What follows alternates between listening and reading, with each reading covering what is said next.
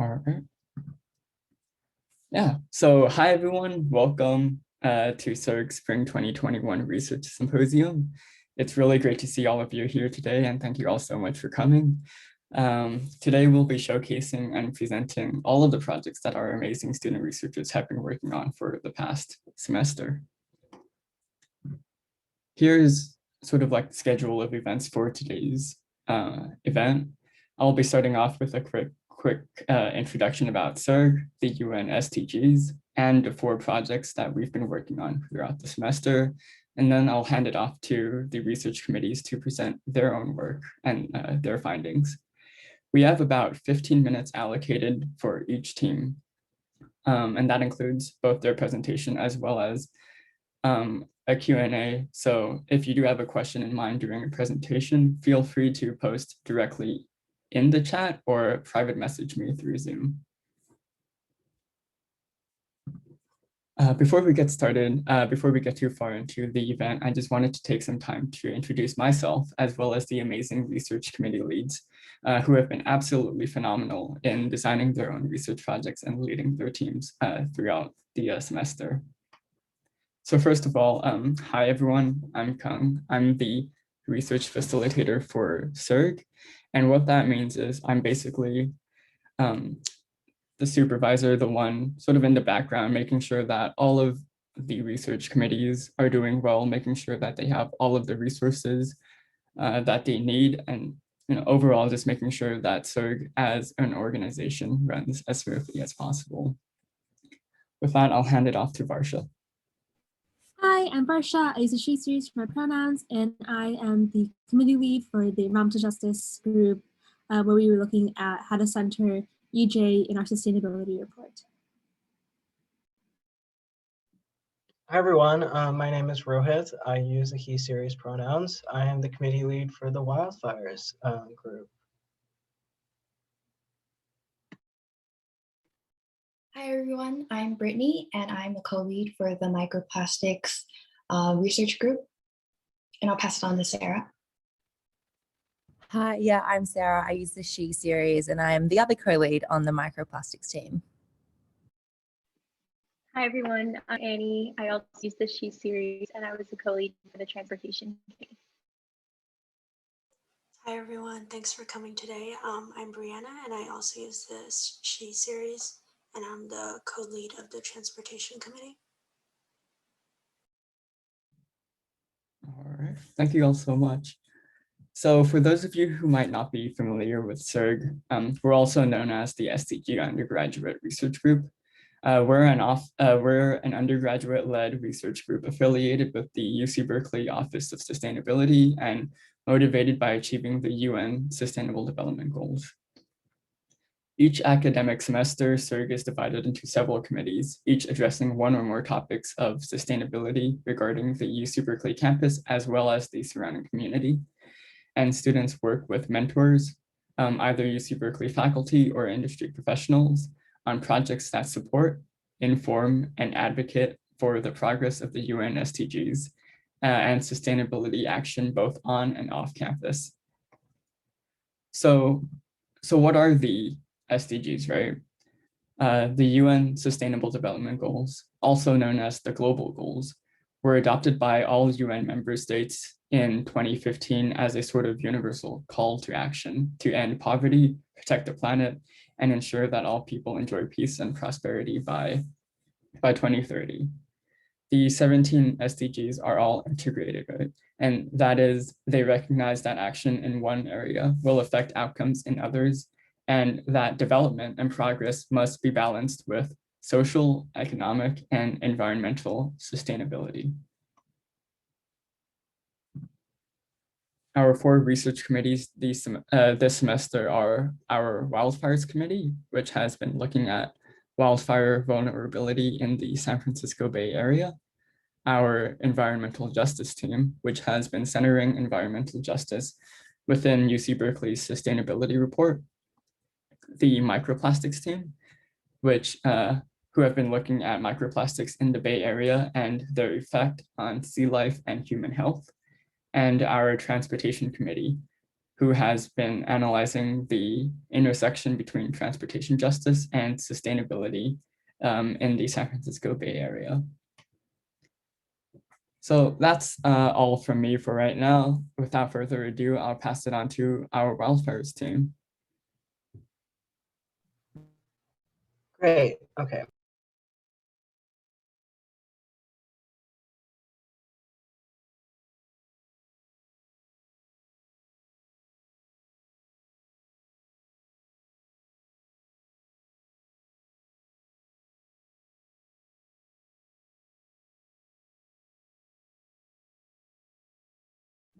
All right, can everyone see this?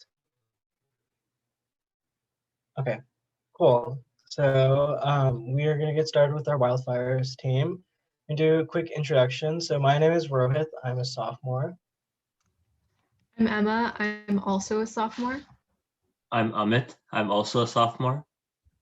I'm Scott. I'm a sophomore. I'm Grace. I'm a sophomore. Hi, I'm Joyce. I'm a freshman. And I'm Ava. I'm a sophomore. Cool. So a little introduction about wildfires. So globally, wildfires have become a serious environmental and health hazard, and they are capable of inflicting severe ecological harm, and they pose numerous public health risks. Within California, wildfires are one of the 4 biggest climate risks to us. Climate change has made our forests more vulnerable to wildfires as a whole, in creating longer fire seasons, stronger winds, and drier fuels. However, climate change is not the only reason why fire is a severe problem for us. So our history of fire suppression within California has created these very dangerous conditions to allow for really extreme and violent wildfires. So for our research, we wanted to focus on how we as a society can better prevent and prepare for wildfires. So a little bit about our project. We began in August, so a little bit less than a year ago. And our goal was to establish a link between the 2020 wildfires and global climate effects. However, as we learned, that was a little bit more tricky, and we grew into a new project. Also important to recognize, along with the next group, we were applied and were accepted to the Global University Climate Forum, which is a global program where we are going to be submitting the results of our research to the UN 2021 Climate Change Conference, also known as COP20. And so our project took a few phases. So we started with literature review, in which everyone a good amount about wildfires, wildfire prevention, wildfire mitigation, and especially the 2020 wildfires. So this gave us a great jumping point, for which after point, we started exploring our own research in these new areas. However, this was actually one of our biggest mistakes. So we explored into too many areas, and we realized that we needed to focus on a few key ones. So we actually put a lot of our time into studying wildfire smoke and prevention for that, and the wildland urban interface. And then finally, we put it into academic writing, as we will talk about soon.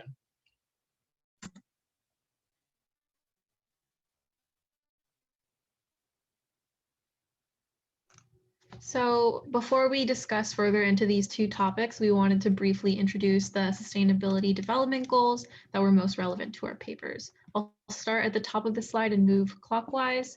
First, we have goal 3, good health and well-being, followed by goal 9, industry, innovation, and infrastructure, goal 11, sustainable cities and communities, goal 13, climate action, and finally goal 15, life on land. These weren't the only goals that related to our topic, especially since all of the SDGs are interconnected, but we thought these to be some of the key topics that reflected our focus. As we discuss our research, we hope you'll be able to tie in these goals into our findings.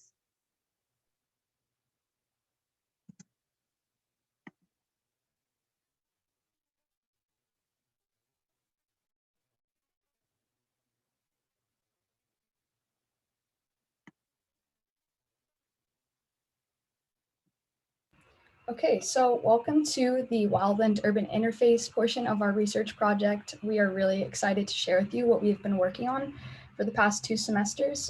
So without further ado, we're just going to go ahead and start getting into it. As Rohit mentioned earlier, climate change and California's history of fire suppression are major factors in the mounting damage that has been caused by wildfires. Oh my gosh, sorry, this keeps changing. With these well-established links, we aim to focus more on socioeconomic factors, such as the rapid expansion of the wildland urban interface, or WI, and this is called, it's a zone of transition between natural wildlands and land developed for humans, for housing and other amenities. Sorry, I'm having some technical difficulties with my Zoom right now.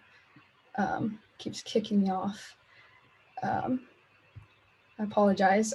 Sorry, so give me 1 second.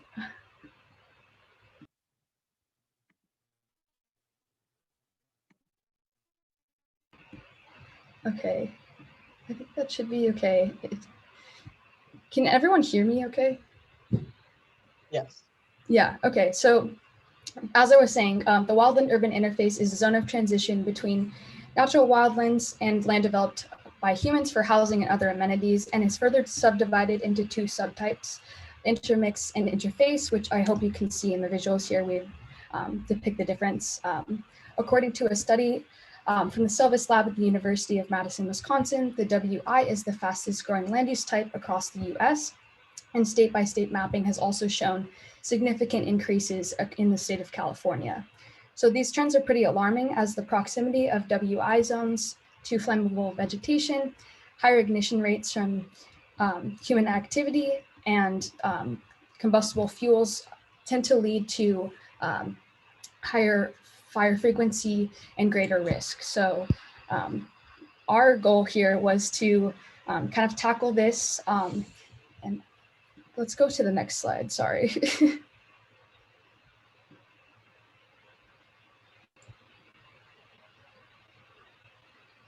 Yeah, so given the serious danger of living in these areas, we wanted to conduct a more localized analysis of these patterns and explore the relationship between the change in wildfire vulnerability across the Bay Area's 9 counties.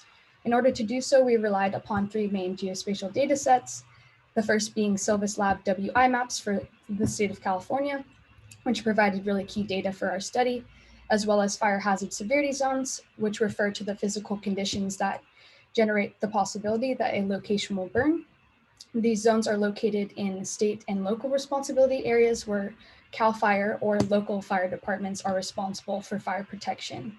And in this study specifically, we focused on very high fire hazard severity zones where the greatest hazard potential occurs, as this is where communities tend to be most vulnerable to wildfire impacts. And then finally, we used county boundaries to create our study area. So to conduct this analysis, we used ArcGIS to map the overall change in the WI areas from 1990 to 2010 in terms of first, the total expansion using metrics of acreage and total number of housing units. And then our second component of our analysis targeted where these areas overlap between very high fire hazard severity zones. And that was our proxy for wildfire vulnerability. And Emma will discuss some of the results that we found. Yes, so for our results, you can see some of the tables we were able to create based on our data, and our findings highlight WUI growth patterns on a localized scale. This coincides with the trends that are seen on a national and statewide level, so that was good. We also see a consistent increase across decades. Looking at our tables displayed here, you can also see the increase by decade of total acres and housing units for 3 different categories, each of which was separated into intermix and interface, as Ava mentioned. Some noticeable trends are the 102.4 increase in acres from 2000 to 2010 in overall WUI intermix, excuse me. So that's over doubling in size for that decade, which was very significant. Additionally, the growth into very high fire hazard severity zones can only imply increased vulnerability to wildfire. It would be one thing if the WUI was simply growing, but it is another thing entirely to have the total acres of WUI and the housing units in each area increase in these fire hazard severity zones. And then next slide, Ava will talk about the maps.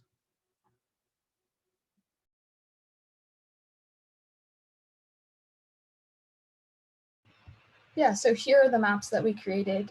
In figure 1, you can see the extent of the WI areas in the Bay Area as of 2010, and we've marked the different subtypes here.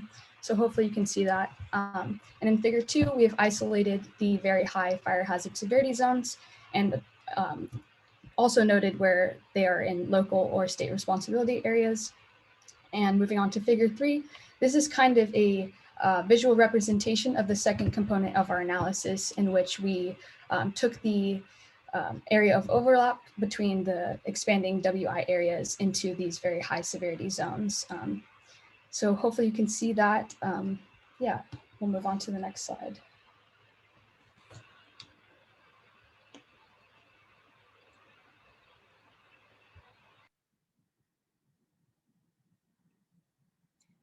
So to explain why WUI growth is occurring, we can look to the overall population increase in the Bay Area and amenity migration.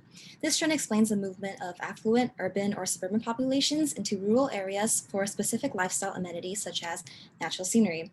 There's a projection for continued WUI growth as an 80% increase in housing density within 10 kilometers of wildlands is expected by 2030, meaning that vulnerability to wildfires will continue to increase, and it's all exacerbated by climate impacts, so mitigation efforts to reduce vulnerability are even more pressing. Yeah, so some recommendations that can help on this front will be WI codes. Currently, individuals living in fire hazard severity zones under state responsibility are required to build properties with fire-resistant materials and create defensible spaces by clearing fuels within 100 feet of properties.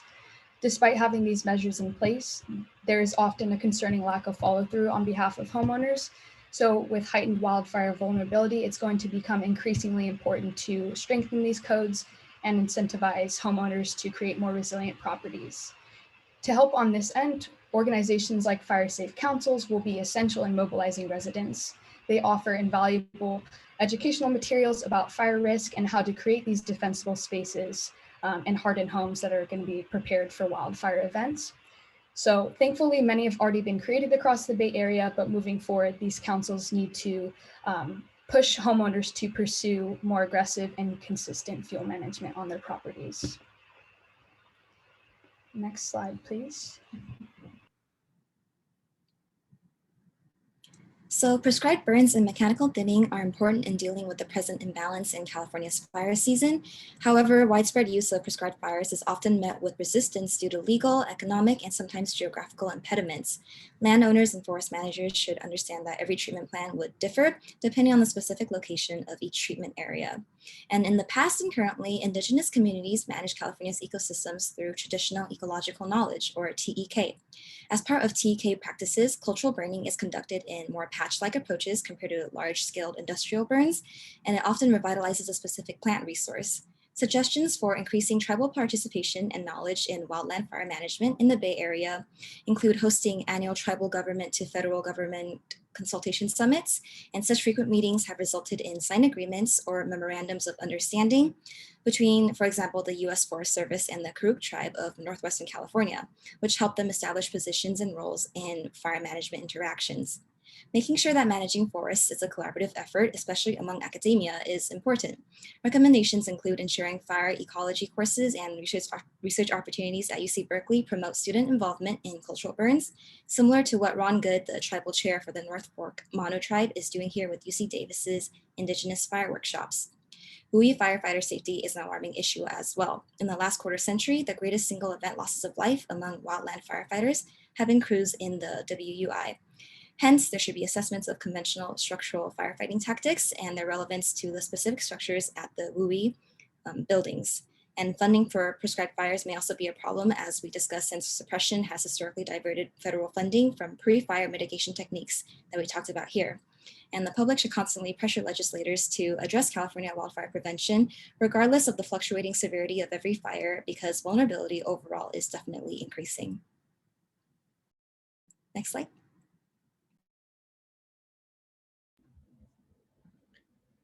The second component of our research focused on wildfire smoke and air pollution. Air pollution is notoriously difficult to quantify and attribute causes for, and there are several reasons for this. Data are sparse and the regions are large due to collection beginning much later than it should have.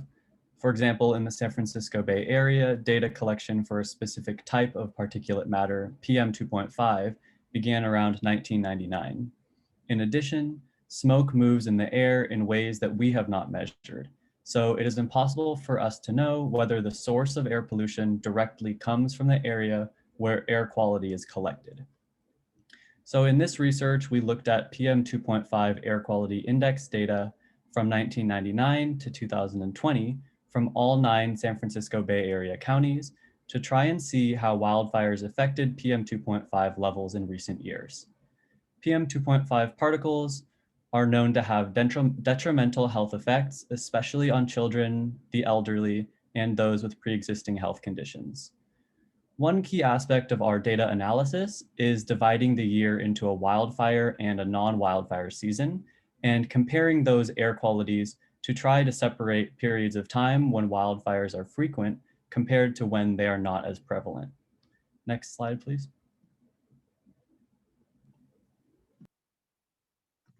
As Scott said earlier, we analyzed the trends in PM 2.5 values over roughly the past 2 decades. And here's what we found. In non-wildfire seasons, all 9 Bay Area counties exhibited a negative trend in the mean, median, and maximum 2.5 values over time. However, in the wildfire season, although we have the same good downward trend when it comes to means and medians, with the exception of Alameda County, actually, where Berkeley is, all counties did show an upward trend in maximum values.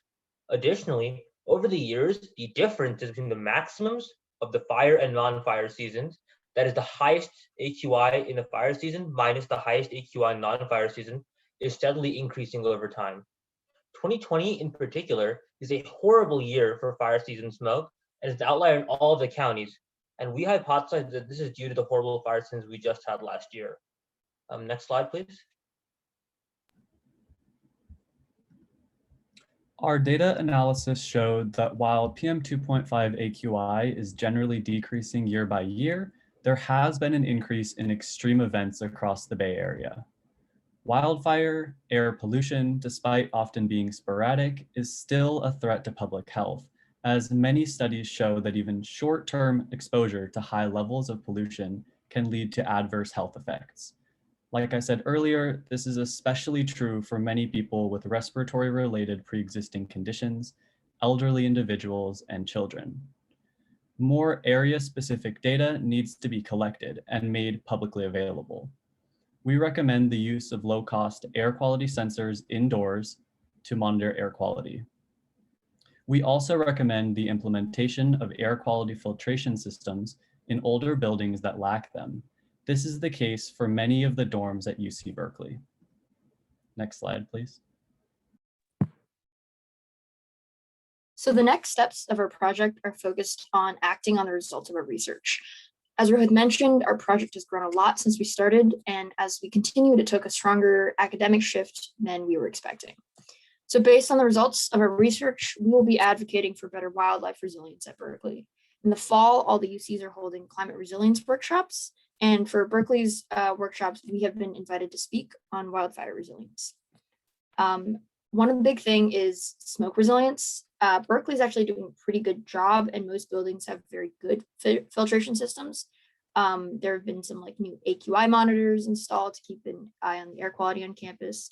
However, some key buildings, particularly a lot of the residence halls, don't have air filtration suited for filtering wildfire smoke.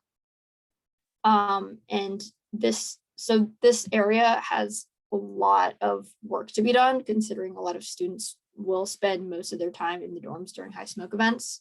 Additionally, Berkeley's Hill campus, which is built into a very, very high risk area for wildfires, is a very big fire risk, and we hope to get involved in pushing for wildfire resilience measures. And next slide. Cool. So overall, the results of our year-long effort is that we're going to be submitting our project to the UN and the Global University Climate Forum next week. We also, with our academic mentor, wrote up our research in a book chapter format, which is currently under review for publishing. And we are also aiming to publish our 2 research papers coming soon. And just to recap on the key points of the wildland urban interface research, the overall WUI is growing in all Bay Area counties, and there is growth into the fire hazard severity zones, which implies increased wildfire vulnerability. And finally, the impact on Berkeley. There is a lot of growth in Alameda County, which is where Berkeley is located.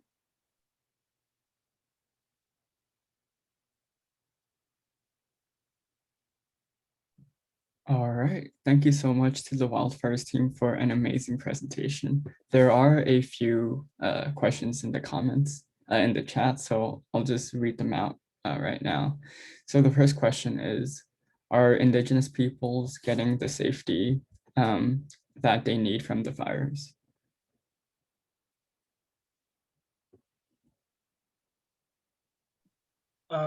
I believe this question is asking about the effectiveness of their cultural burning. And yes, it is very effective.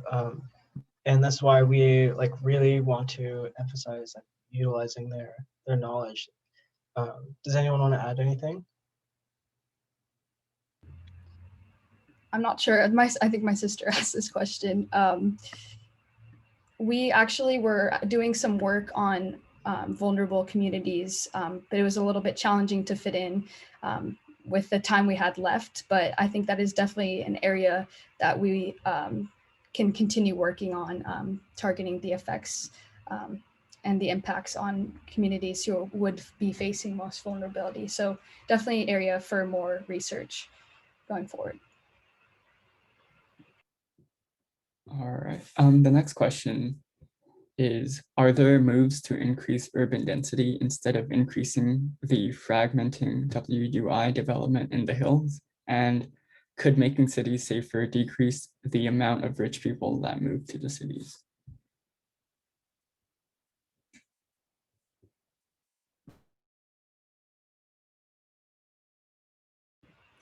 So these are really important things that we didn't have as much time to look into in terms of our recommendations, but one of the most direct ways to prevent the damage into these communities is to slow growth directly. So yes, increasing urban density could be an excellent way to stop the fragmentation of WI development. And potentially making cities safer could also be an important element in that as well. Well, before we end, I want to say a couple thank yous. So I want a really big thank you to Professor He was our academic mentor, and he worked with us directly for many weeks. And so this is like a little Zoom room of us trying to work out our book chapter and figure out our research paper. So big thank you there. And we also want to give a big thank you to James. He is our Global University Climate Forum mentor. He worked directly in wildfire vulnerability, and he was really, really helpful in helping us narrow down our focus. And also when we had our biggest crisis, he helped calm us down, help us focus the research. And we also want to give a big shout out to Kong, Michaela, and Kira. Thank you. You guys helped our research so much, especially everyone in SURG for creating a great community. Yeah. All right, thank you so much to the Wildfires team again for their incredible work. I know that there are a few more questions in the chat, but in the interest of time, we're going to move on to the next research committee. So Varsha and EJ, if you all want to start presenting. Thank you so much. So our team is definitely less technical. We're focusing on incorporating realms of justice in UC Berkeley Sustainability Plan, and our research really centers UN SDG 10 and 16, 10 being reduced inequalities, and 16 being focused around peace, justice, and strong institutions. So a quick overview of our presentation is an overview of EJ and our project's goals, some research methods that we use to conduct our analysis, our process of creating recommendations, as well as next steps moving forward. Hi everyone, sorry, I just got a cup of tea, so I was drinking that. I'm Jacob, and I'm here to introduce you all to our team. Our team of 6 researchers is led by the amazing Varsha, who you just heard from, and then Chloe, Daisy, Jade, Haley, and I have all worked together this year on this project. As we go through our presentation this afternoon, we'll be meeting the rest of our team, and unfortunately, Haley and Jade are not able to be here, but they've created videos for their portions of our presentation today. Next slide, please. And then to get into our first section, this is an overview of environmental justice and how we center that in our project this year. Next slide. So environmental justice, or EJ, is central to our research that we've done this year on our campus's sustainability plan, but EJ isn't a concept that can be limited to just one definition. On the right are the 17 principles of EJ established by those gathered at the People of Color Environmental Leadership Summit in 1991. They outline the ways in which EJ asks the climate movement to become more equitable, accessible, and intersectional to meet the needs of marginalized communities such as Black, Indigenous, and low-income communities. I'd like to highlight principle number 7, which reads, environmental justice demands the right to participate as equal partners at every level of decision-making, including needs assessment, planning, implementation, enforcement, and evaluation. This concept, along with the other 16, is one that our team kept in mind as we dove headfirst into our campus sustainability plan. Next slide. So our campus sustainability plan is 35 pages long and is broken into 5 sections that you see on the right, each pertaining to central campus operations and responsibilities. Each of these sections is further broken down into goals for the UC system and UC Berkeley itself. I'm sorry if you hear my dog whining, it's just sad that I closed my door. UC Berkeley itself and a multitude of key strategies, pathways that the Office of Sustainability is laying out to implement sustainability measures on campus. Reading through this plan, our team recognized that the plan did little to address environmental injustice, and over the past year, we've researched and identified ways that the campus can better utilize the resources and influence of UC Berkeley to center EJ in its operations. This year, we formed EJ recommendations for 2 of these 5 sections, the culture and learning and health and sustainability sections. And as we formed these recommendations, we kept in mind that the creator of the campus sustainability plan, the Office of Sustainability, is not a decision maker, but an influencer that works with the partners on campus to implement sustainability goals. And I'll pass it off to Chloe to go a little bit deeper into our research methods. Yes, hi. So I'm going to be going over an overview of our research methods with analyzing the UC Berkeley Sustainability Plan. So next slide, please. So the first part was the interview. Back in October, we conducted a 1-hour introductory interview with the Chief Sustainability Officer, Kira Stoll.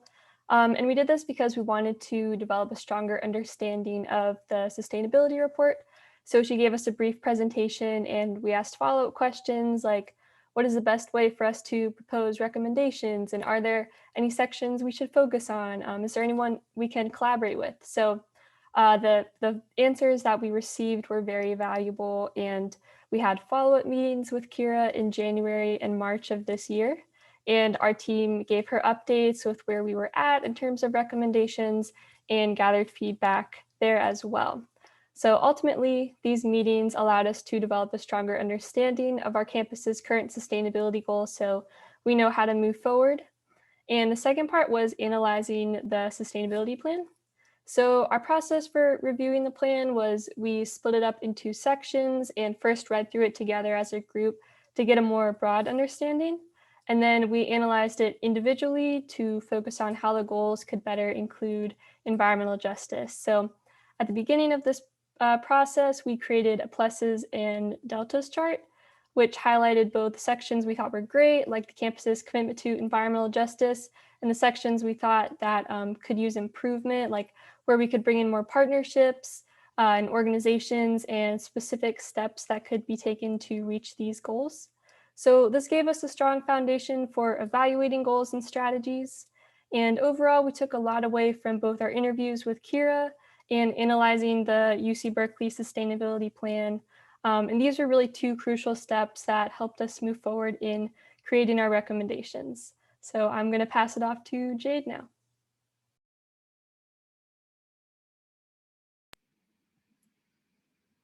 A big part of our research process also included investigating other institutions' practices.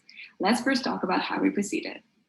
We first looked for and identified other universities whose sustainability projects inspired us. We investigated their websites and their sustainability reports. We participated in the Global University Climate Forum as well. The next step was to reach out to the offices of sustainability of these universities. We organized online meetings via Zoom so that we could ask questions or ask for clarifications. We had a set of guiding questions to structure the meetings, but we also left room for our interviewees to bring the discussions in the directions they wanted. So here on the slide, you have all the universities with which we discussed. And then another important thing was how we always discussed this research as a group. Even though we would research universities' websites and reports on our own, we compiled all the information in a single document. We always tried to attend the meetings as a whole group. And finally, we would always discuss about it together afterwards as well. That was really useful to make sense of the information we had gathered.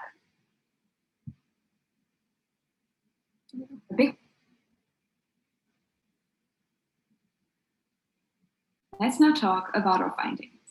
Synthesizing all of the interesting discussions we have had is impossible to do. Every university is unique, has unique initiatives, and so were our discussions with them. We still came up with 3 broad findings, 3 things that would often come back in the discussions. The first one is the fact that collaboration is needed for a successful implementation of environmental justice, and that collaboration has to include all members of the campus community. Our second finding is that EJ should be incorporated into all aspects of campus life, not only academics, not only student life, but also other things such as logistics, purchases, etc. And lastly, many of our interviewees stressed to us how a lot of things still remain to be done in their respective universities, highlighting the fact that the topic of environmental justice has emerged fairly recently and solutions are only starting to be developed.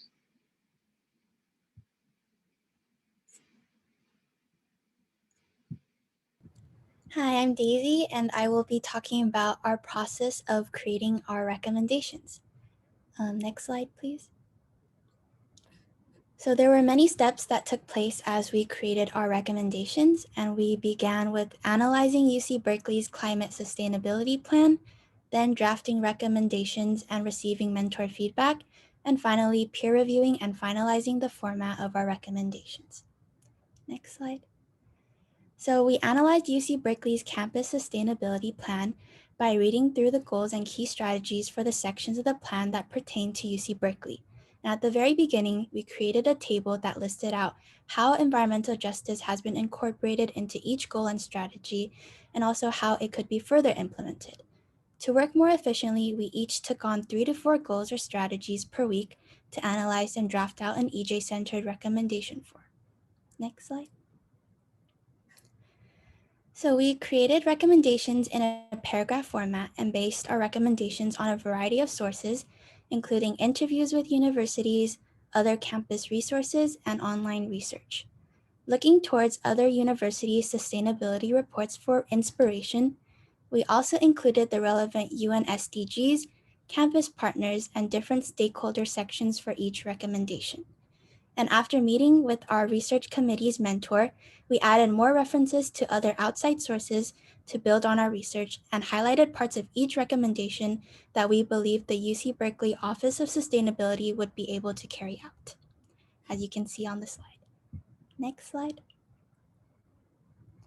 And so there were several peer review processes in which members of our group were able to suggest grammatical edits, as well as bring new ideas and perspectives to the previous draft of recommendations. We also converted our recommendations to a condensed bullet point format on a separate document.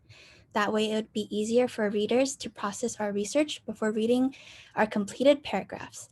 And in our final step of our written recommendations, we drew inspiration from the formats of other sustainability reports and organized our paragraphs into a clean, visually appealing document.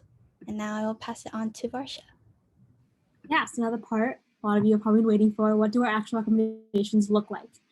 So here are 2 that I pulled out from our health and sustainability section on the left, and then our culture and learning section on the right. So on the left, you can see that we organized it by listing the strategy at the top, having stakeholders that the OS should partner with, along with the climate benefit section that will be determined shortly, and then also having the paragraph section being hyperlinked with different research methods that we found, and having highlights for the sections that the OS should work on influencing.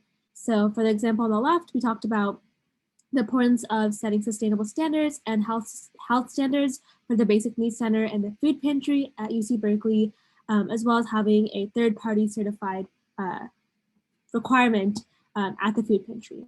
And on the right, the strategy talks about fundraising and donation acceptance, and we talked about how when seeking fundraising, there should be a democratized approach, as well as making sure that research proposals for donation acceptances and that are centered around equity and justice.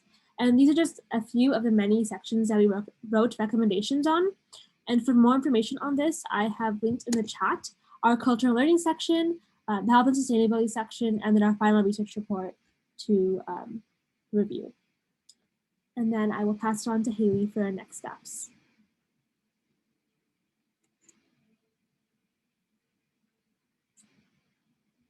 Moving forward, we'd like to continue reaching out and collaborating with universities around the world to build meaningful long-term relationships.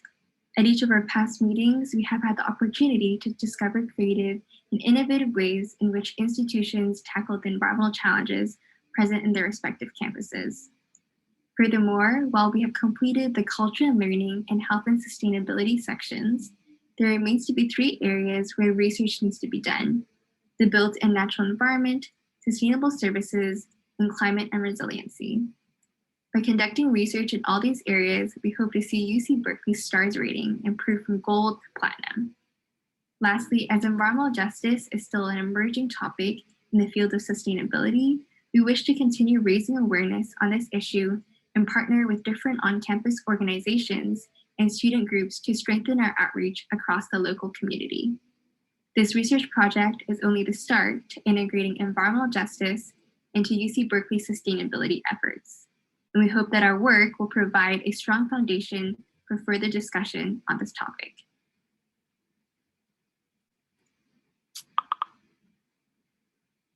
Thank you so much. Are there any questions in the chat?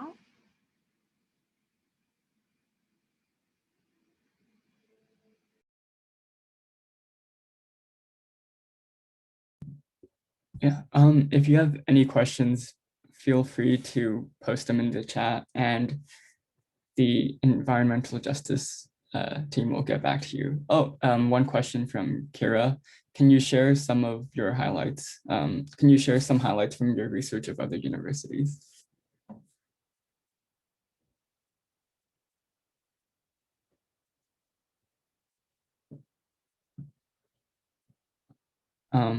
Yeah.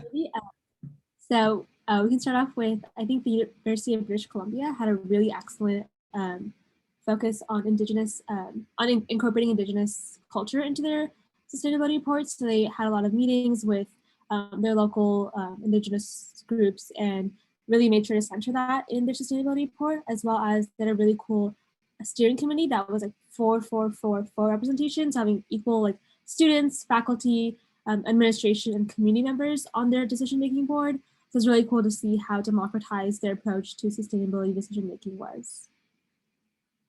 Yeah, and to add on another example of that, Daisy, Haley, and I were able to interview a sustainability manager at the HKUST, which is Hong Kong University of Science and Technology.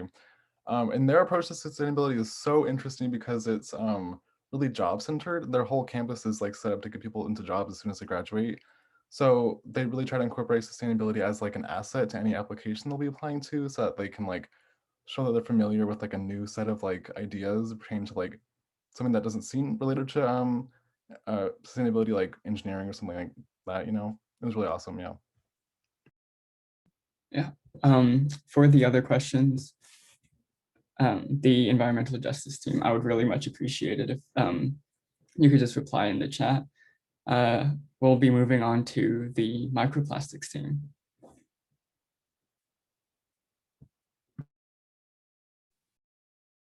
All right, can everyone see my screen? Oh, sorry.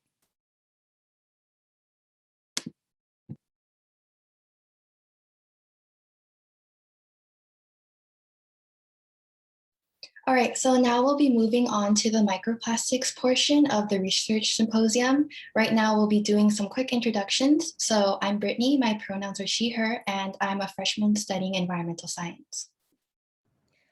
Hi, I'm Sarah. So I'm the other co-lead on the microplastics team. I use the she series pronouns, and I'm a junior and public policy and political science major. I'll now pass over to the rest of the team researchers to introduce themselves briefly. Hi, I'm Megan. I go by she, her pronouns. I'm a first year and I'm majoring in environmental science. Oh, hello, my name is Romy. I'm a second year, my pronouns are she, her, and I'm studying NutriSci and food systems. Hi, my name is Ranjani. I'm a first year, my pronouns are she, her, and I'm studying mechanical engineering. Hi, my name is Audrey. I use she, her pronouns. I'm studying molecular environmental bio and food systems, and I'm a sophomore. Hi, my name is Indra. I use he, him pronouns, and I study economics and society and environment. Hi, my name is Fabi. I study environmental science. Hi everyone, I'm a sophomore. I'm Mary, sorry. I use the She series and I'm studying environmental earth science. Yes, so our team is really excited to present what we've been researching in the past semester. So our research group was created to investigate the impact of microplastics in the Bay Area and its effects on sea life and human health. We sought to answer the overarching question of what the current and future effects microplastics have on society and environment, and we're answering in terms of impacts on local sea life and the risks to human health of local vulnerable communities. We especially focused on desktop research, which includes research papers and literature reviews, and also analyzed data belonging specifically to the Berkeley community. We connected our research to these three SDGs. SDG 3 for good health and well-being, SDG 12 is responsible consumption and production, and SDG 14 is life below water. And right now I'll pass it on to Sarah to give more background on microplastics. Sorry about that.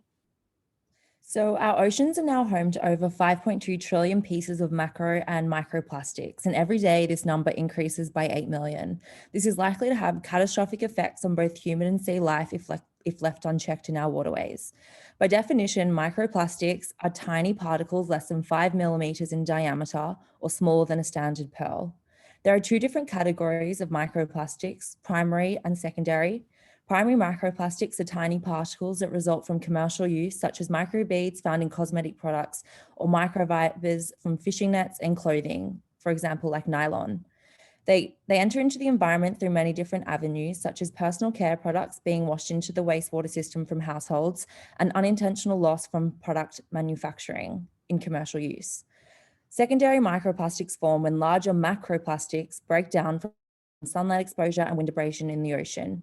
In our marine and freshwater ecosystems, microplastics have been found in more than 114 aquatic species' digestive tracts and stomachs, a startling statistic that proves the urgent need for this field of study to be addressed, as microplastics have found their way into our food chains and thus into our everyday lives.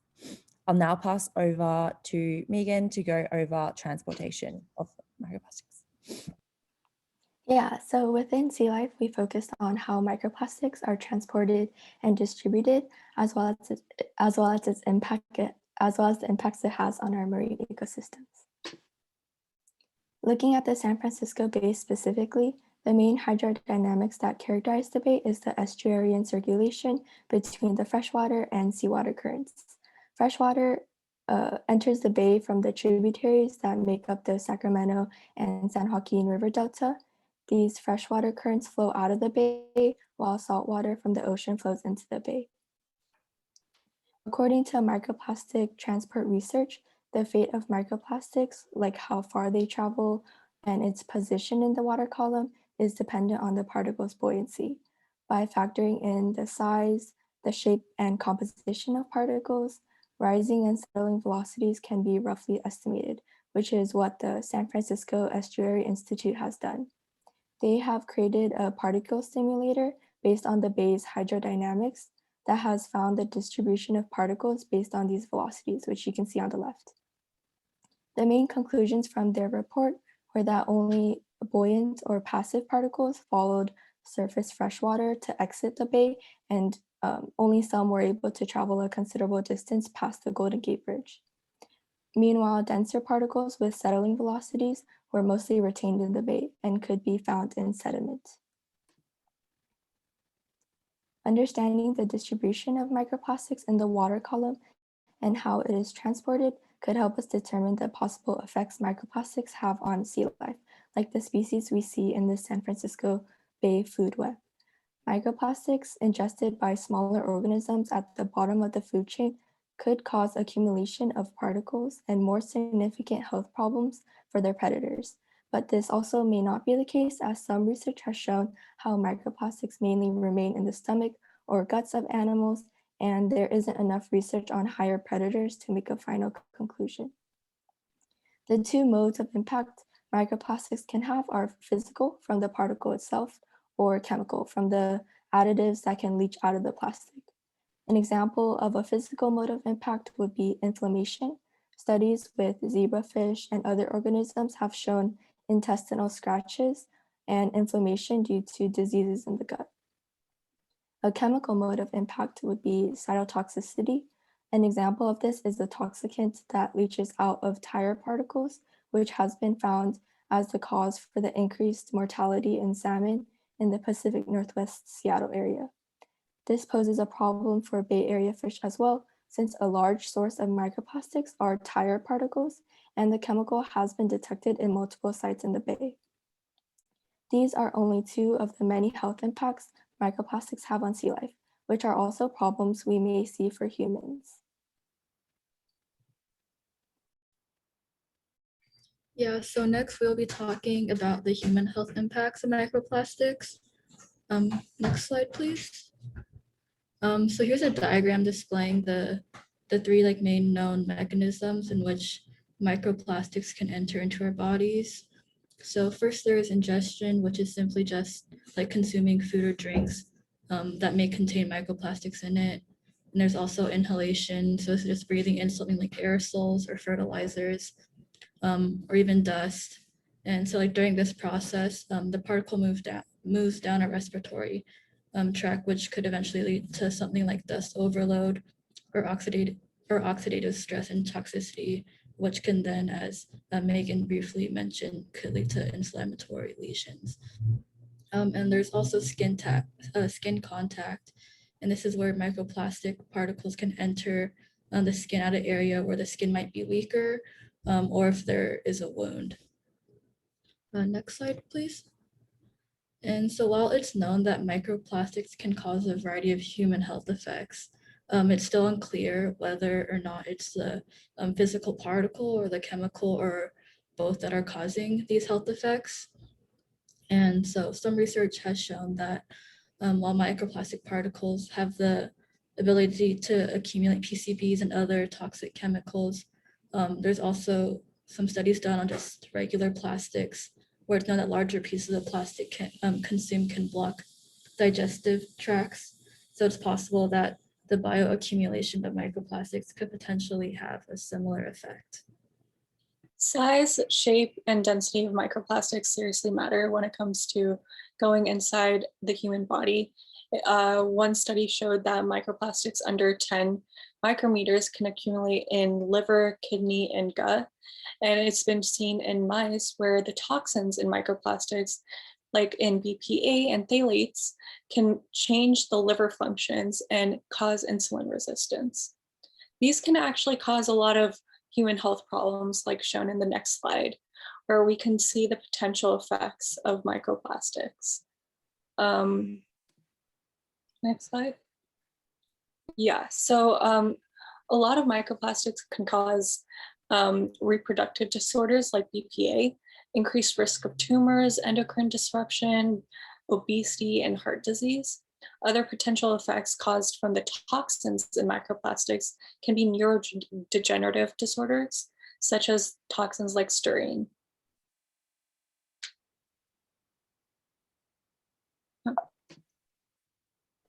To connect our research back to Berkeley, we got this data from Cal Dining on the seafood that they order in a typical month. And while more research needs to be done to find specific data about concentrations for each of these fish species, we know that mollusks like scallops here have up to 40 times the microplastics concentrations that are found in fish. And this is probably because mollusks are filter feeders, so they may be more predisposed to microplastic consumption. And same with crustaceans, which feed on suspended food particles. And due to the variance in student consumption, It's difficult to come up with numerical exposure estimates based on this data. So in order to come up with more accurate evaluation of average number consumed by Berkeley students, we conducted a survey. So for this survey, we were able to get 59 respondents between the ages of 17 and 23, and from various different colleges in UC Berkeley. The data collected was focused on the respondents' typical consumption habits for plastic bottles, salt, beer, and seafood.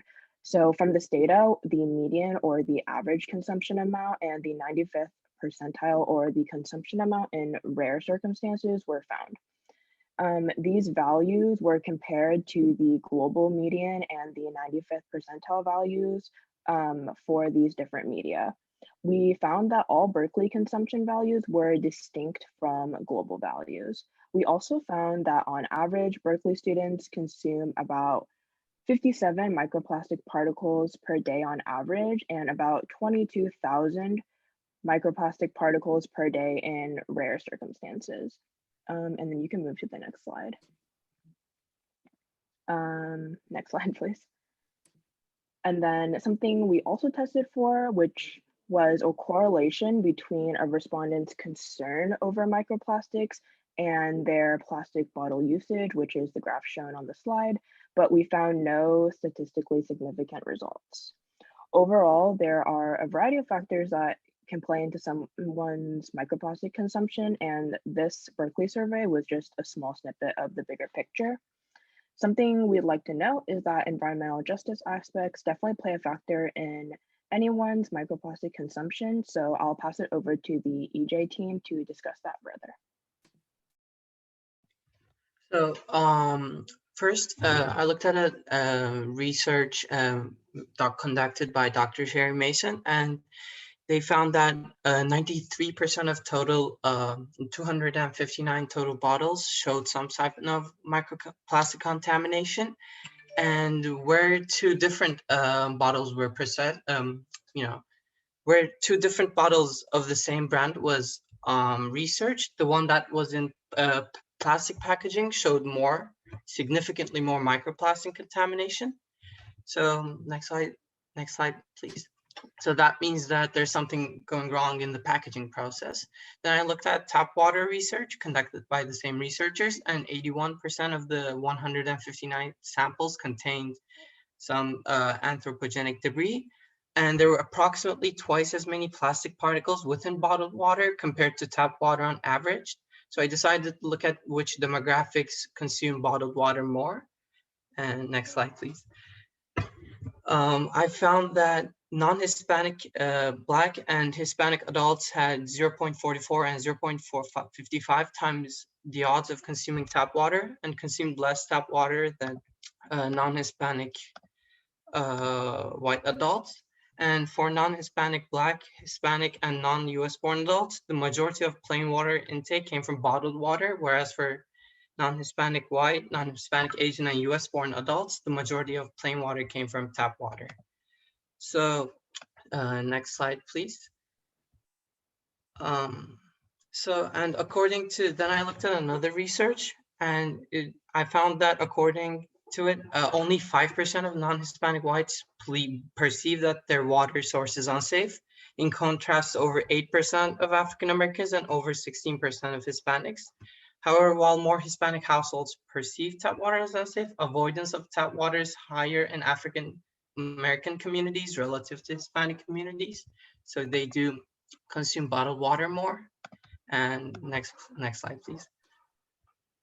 And this is, this perception is not based on, it's based on facts. Native American households are 19 times more likely than white households to lack indoor plumbing, and African American and Latin households are still twice as likely. 70% of people living in rural areas report having issues with safe drinking water, and 12% of people living in rural areas report issues with their sewage system. So minorities have less access to clean tap water, and they perceive it as unsafe. And having to purchase bottled water as a substitute creates a financial burden for these households. Additionally, as previous research has found, because water bottle bottled water contains more microplastics on average than tap water, they're also being disproportionately affected by microplastic contamination, making this a clear environmental justice issue. So another group we looked into that has very varying levels of microplastic exposures is that of babies. So babies that are fed with formula that has been prepared in a polypropylene instant feeding bottle are exposed to greater amounts of microplastics than babies who are breastfed. So the amount of microplastics are quite varying for this group of people, and it increases with high temperature sterilization and preparation or shaking of the bottle. So some researchers found that differences in temperature when sanitizing the feeding bottles was the biggest determinant of exposure to microplastics for infants and babies. So here in the graph on the right, you can see how the researchers tested sterilization at 3 different temperatures, 25, 70, and 95 degrees Celsius, with very varying levels of microplastics exposure. So here we see the 70-degree mark, which is the World Health Organization's recommendation for sterilization of these feeding bottles, has a 16.2 million particles per liter. So in a liter formula prepared in a PPIFP, so polypropylene instant feeding bottle, has a 16.2 million particle exposure, which is quite high. However, on the next slide, we can see that the rates of exposure, depending on region, has a lot to say, because income seems to be a very determining factor in how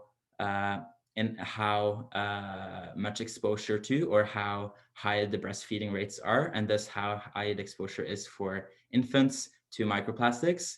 So from this, we can draw the conclusion that infants are in richer countries less likely to be breastfed, and consequently will have higher exposures to microplastics. So we can see that at the national level in the graph on the right, and how this relates to the national situation and the California situation is that Californians tend to breastfeed their babies for longer. After 6 months of age, 67% of Californian babies are still breastfed, which is higher than the national average of 58%. So slightly lower microplastic exposure for babies in the Bay Area.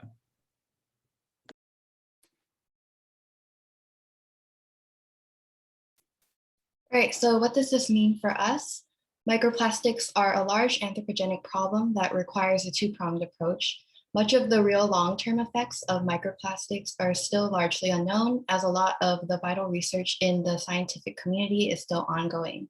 In the meantime, we can also focus our efforts on reducing the upstream problems of plastic usage in order to prevent the downstream product, microplastics, from affecting the health of local sea life and vulnerable communities. And lastly, a special thanks to our academic mentor, Dr. Scott Coffin of the California Water Board, and also Dr. Ezra Miller of the San Francisco Estuary Institute for guiding and shaping our research. Thank you. All right, thank you so much for such a great presentation.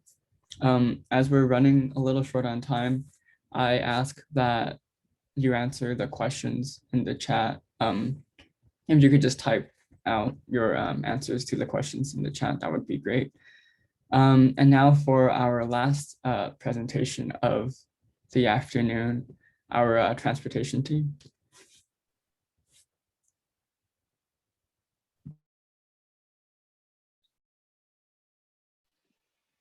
Yeah, so this semester, our committee worked on incorporating equity and sustainability into Bay Area transportation, and our mentor was Dr. Daniel Chapman. So to start off, we'll begin with our foundational questions, which helped us determine what we wanted to study and how we wanted to guide our research. So they centered around the current state of transportation justice, as well as the impacts of the COVID-19 pandemic, the sustainability of microtransit, and the affordability and accessibility of transportation in the Bay Area. And we'll begin our exploratory sections, starting off with Alvin talking about the UN SDGs.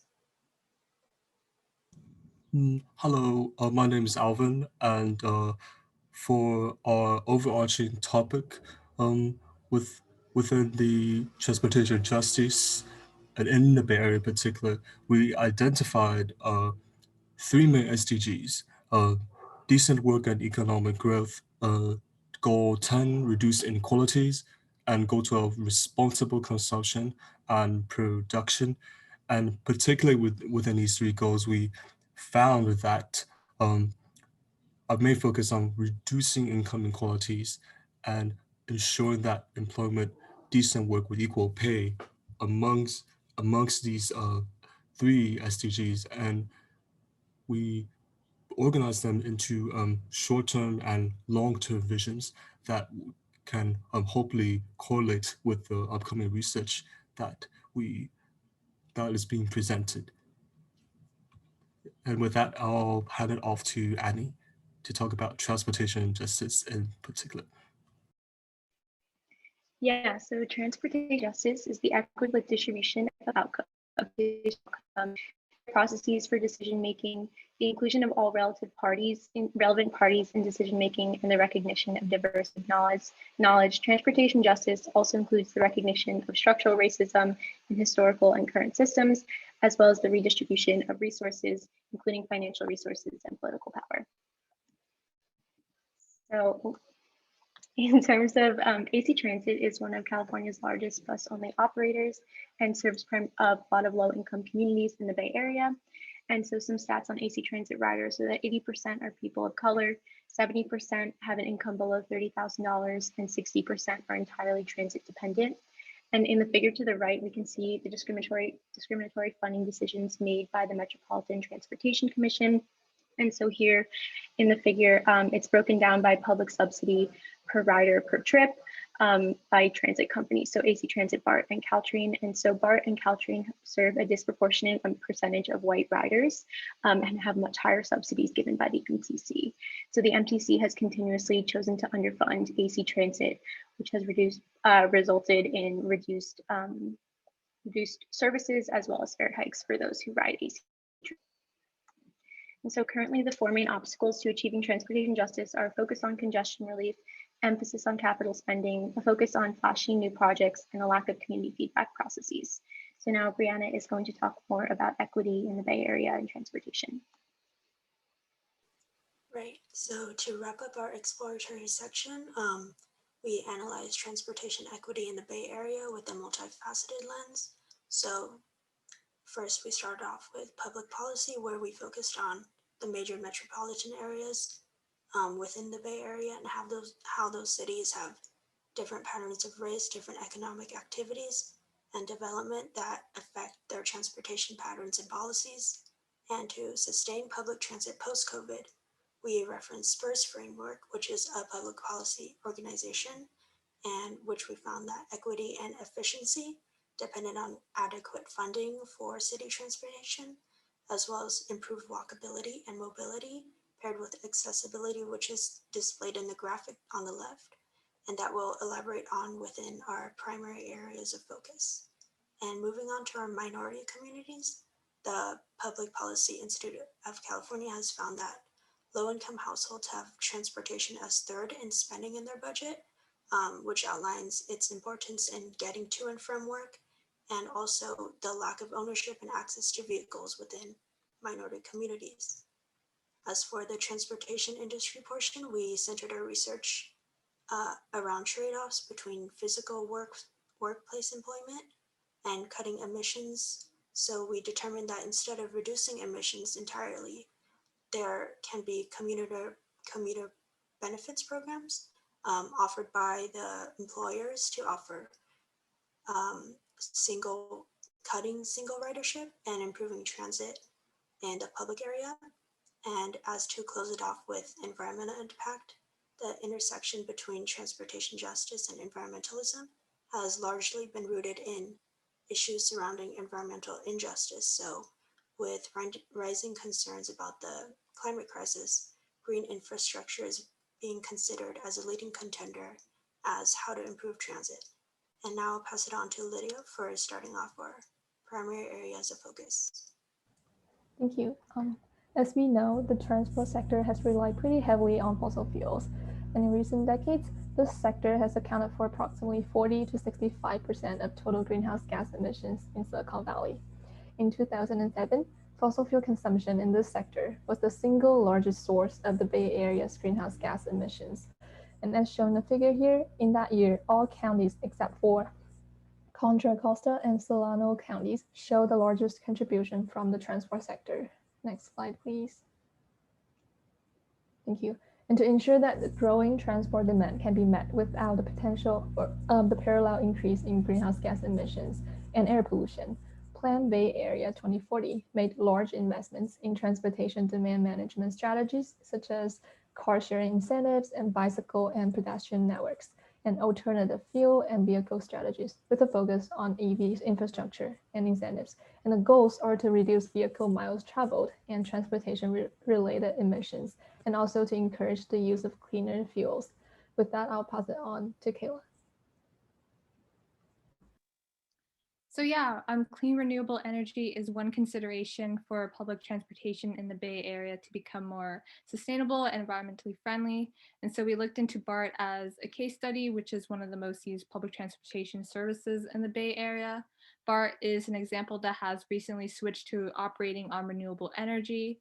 So when they first transitioned into clean energy, their goal was to operate with at least 60% renewables, but as of 2020, they're currently operating on 90% renewable energy. And so their motivations for switching to cleaner energy is to, one, reduce their carbon footprint, and two, to reduce the cost they have to pay for their electricity. So these are two diagrams from BART's wholesale renewable energy power purchase agreements, and they show how costs of electricity are decreasing and are projected to continue to decrease by 2 cents per kilowatt hour by 2030 as BART continues to use this renewable energy plan. Next slide, please. And so there are environmental and financial outcomes from the transition into their renewable energy program. So in terms of environmental outcomes, BART was able to decrease 27 pounds of carbon dioxide per average BART trip in 2019, and they saved around 379,000 kilowatt hours of energy in that same year. And that has an indirect impact on CO2 emissions that would have been emitted from producing that electricity. And in terms of their financial impact, since BART was able to have their energy transition subsidized by the Alameda County, this provided them with more flexibility, and as a result, their operating costs and their electricity costs fell, which allowed them to charge cheaper transportation rates, which BART reported in their 2019 sustainability report. And these cheaper rates makes it possible for more riders to access BART services. And so overall, the main takeaway from this BART case study is that there are direct and indirect effects on the environment and the cost of operating BART services from transitioning to cleaner energy. And I'll pass it on to Ankita to talk about walkable and bikeable cities. Yeah, so I will be talking about walkable and bikeable cities, specifically how thoughtful urban design and land use can impact emissions from transportation in cities. So when discussing walking and biking as a mode of transportation, it's important to consider what kind of emissions would be associated with walking and biking. Any associated emissions comes from the fuel, which is a person's diet. So if someone has a higher or lower carbon diet, those emissions become a part of the embodied emissions of walking and biking. The graphic on the left shows how the energy required for biking is half that of walking. And lastly, walking and biking, which are also called active transportation, promote overall sustainable growth in cities because they result in lower air pollution and healthier lifestyles for all citizens involved. Next slide, please. So in order to implement these modes of sustainable transportation, urban design plays a huge role because the design of cities impacts a person's decision-making process for which modes of transportation to use. And the term adaptive cities describes the category of cities where active transport would be most feasible. This is because these cities are more compact and utilize mixed land use development methods, and thus the city is planned with active transport in mind. And another benefit that arises from this method is that these cities will have greater social capital, meaning communities within these cities are able to interact with each other in these spaces, promoting diversity.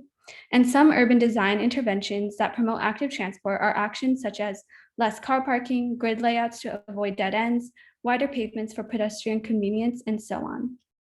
Next slide, please. And lastly, Oakland is a great example of a city that is trying to incorporate the benefits of walkability. In 2017, they released their second ever pedestrian plan called Oakland Walks, which is dedicated to making the city safer and more walkable. From the Oakland example, we can learn just how much investing in walkability will in turn promote transportation justice, because often it is the lower income communities that utilize historically underdeveloped active transport. And I'll pass it on to Meg. Yeah, so I'll be talking about microtransit as a flexible and customizable form of public transit, especially as it could be a more prominent form of public transportation in the Bay Area. And this would be because microtransit, essentially what it is it incorporates the use of like 10 to 12 seater vehicles. And within this form of public transit, riders are able to choose their starting points and their destinations, much like rideshare companies like Uber and Lyft offer. But when it's microtransit is like as a form of public transit, it's much cheaper, and it's often offered at the same rates as like a regular bus ride would be. So I was considering microtransit in the Bay Area because it's like able to be more of it can increase like sustainability and accessibility of public transportation options. So in order to consider microtransit in the Bay Area, I looked at 3 different case studies of microtransit being implemented in other cities, and those were AC Transit Flex, Metro Micro, and GatraGo On Demand. So across these 3 case studies, I found that you can see like the rates were very affordable, as the rates were like $1 to $2 per ride. In terms of accessibility, obviously these low prices make the form of public transportation very accessible to people who would be taking bus rides. In addition, AC Transit Flex incorporated the use of standard fare boxes in order to accommodate people who don't have bank accounts and like therefore aren't able to pay by credit card or mobile banking. They also provided multilingual information to like increase awareness about this newer form of public transportation to people who don't necessarily speak English or aren't as fluent in English. In addition, Metro Micro and the other 2 case studies incorporated different ways to schedule a microtransit ride. So this is able to accommodate people who don't necessarily have access to smartphones. And then finally, these 3 case studies of microtransit showed that they're better able to connect riders from their like starting points or final destinations to bus and train rides. So this is known as like the first or last mile of your commute. And microtransit was better able to like connect people to other forms of public transportation, which makes it more accessible for people who live further away from like bus stops or train stations and are therefore like less able to access forms of public transportation. And in addition, it promotes the use of public transportation as a whole, so that aids with sustainability. And it was a little bit difficult in the research process to find more quantitative data on the emissions that like microtransit could potentially help with. But because it kind of, in the case of AC Transit Flex, microtransit replaced a low performing bus route that many people didn't use. So you were able to see microtransit like vehicles only being driven when people actually wanted to ride them, rather than like a bus that was empty kind of running its regular route. And if we can go to the next slide. Essentially, the main takeaways of microtransit in terms of sustainability were that it would reduce the use of personal vehicles and encourage the use of public transportation because of it was able to close the first and last mile gap. And then in terms of equity, one common thread among the 3 case studies was that in the planning and implementation of microtransit, they really prioritized underserved communities and areas that were disconnected from other forms of public transportation in order to better connect them to public transportation. And again, we see them accommodating people with disabilities, as all of the vehicles were ADA compliant and wheelchair accessible. And people who are unbanked and people without access to smartphones were accommodated as well. So now I can pass it on to Patrick to talk about the implications of COVID on Bay Area transportation. Hey y'all, so I'll be talking about COVID-19, and as you might have assumed, ridership in public transit is down by a lot right now. It's at roughly 20% of pre-pandemic levels. And when we look at who's still riding, the share of people that are still commuting has shifted to majority essential workers, especially female, lower income Black and Latino riders. This highlights the inequality in who still relies on transit during COVID, since these people still riding have less alternatives available, both in transportation, like access to a car, and having jobs that don't allow for remote work, unlike many white-collar jobs. Next slide.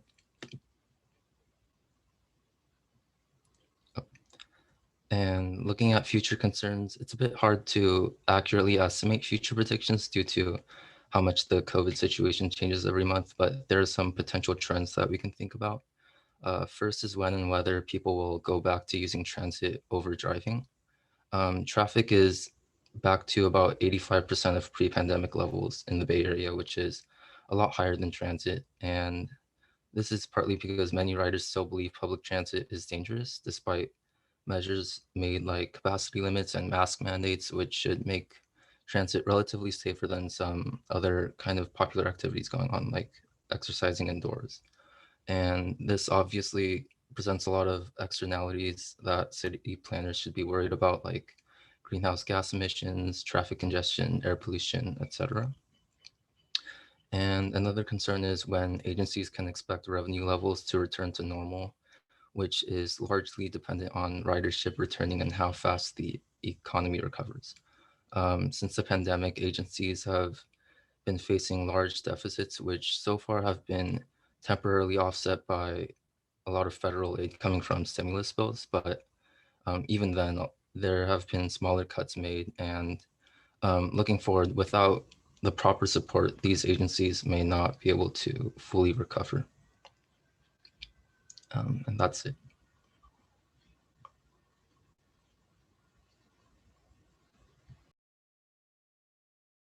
Yes, Right. thank you so Oh, much sorry. for listening. And if you want to check out our report, it'll be posted on the SURG website. And a special thanks to Dr. Chapman, our mentor, Kung, our SURG facilitator, and the entire SURG team. Thank you all so much. There are some great questions in the chat, but since we're running a little late on time, I would ask if you could answer those in the chat. But let me just share my screen again. All right. Yeah, so before, once again, I just wanted to thank all of you for coming. And before we wrap up the SURG Research Symposium, I just wanted to thank the people who have supported us throughout our time, not only this semester, but as an organization. So first of all, I just wanted to give a big thank you to the Office of Sustainability and Director Kira Stoll, who has been absolutely amazing in supporting us and without whom SURG would not have been able to be established. Our undergraduate researchers who are the backbone of SURG and who have been working incredibly hard throughout the semester. Despite being online and spanning multiple time zones, they have had so much energy and dedication for their projects. Our faculty and industry professional mentors who have helped us design our research topics and have provided valuable insight about these issues. And also a big shout out to the environmental community at UC Berkeley, who have been absolutely supportive of our mission, and it's where we've come to find a home on campus. If you're interested in learning more about SURG or want to stay up to date on our work, we can be reached at a number of locations. Our website is surg.berkeley.edu. Our email is surg.berkeley@gmail.com. And you can also find us on social media at SURG Berkeley. Our teams are also compiling final reports for their research, and that should be up on our website soon. So please be on the lookout for that. And that concludes the SURG Spring 2021 Research Symposium. Thank you all so much for coming. Thank you all. Thank you to all of the researchers for working so hard throughout this entire semester. And yeah, with that, I'm just gonna stop the recording. But yeah, thank you all so much for coming.